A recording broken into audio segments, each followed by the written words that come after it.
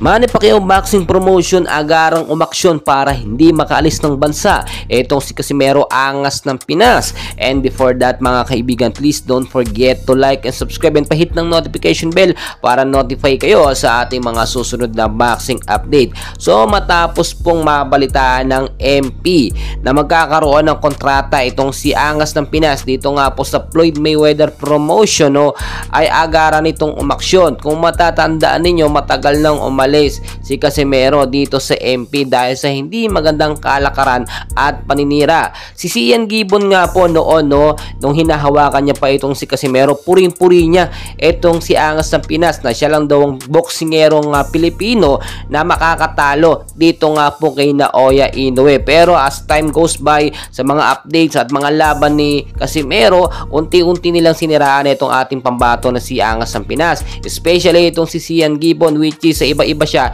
inilalaban, hindi tumuwad sa pangako at talagang nagsinungaling.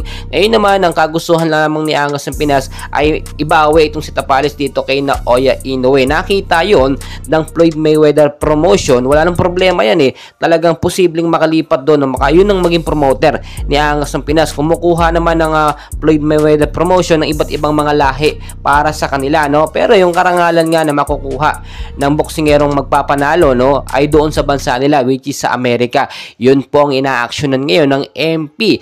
Kahihiyan kasi sa MP kung Pilipino ang makakatalo dito kay Inoue, pero ibang boxing promoter ang humahawak at sa Amerika pa.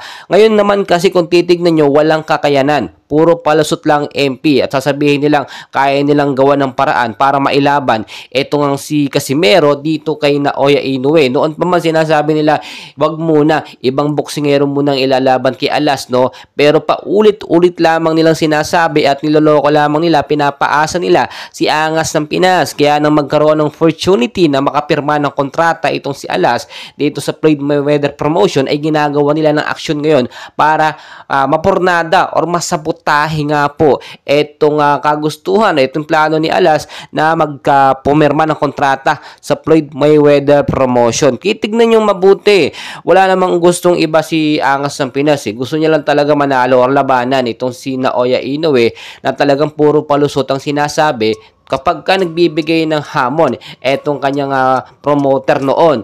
Ang sinasabi ng kampo ni Inoue, magpataas ka muna ng promoter mo, saka mo ko hamunin. Kaya naman ngayon may pagkakataon na para hindi na makatanggi at wala nang ilulusot pa itong si Inoue. At ito pa sinasabi natin dito, once kasi na Floyd Mayweather promotion ang humawak na dito kay Casimero, automatically yung laban sa Amerika at hindi sa Japan. Talagang hindi nila pwedeng tanggihan yan. Once natanggihan niya ni Inoue, automatically yung title belt ni Inoue mapupunta nga po kay Casimero angas ng Pinas. Pero kapag nanalo naman etong si Casimero, yung karangalan sa bansang Amerika at hindi sa Pilipinas, which is sampal talaga yan at bashing ang aabutin ng Manny Pacquiao boxing promotion. Well guys, patuloy ko po kayong i-update and please don't forget to like and subscribe for more boxing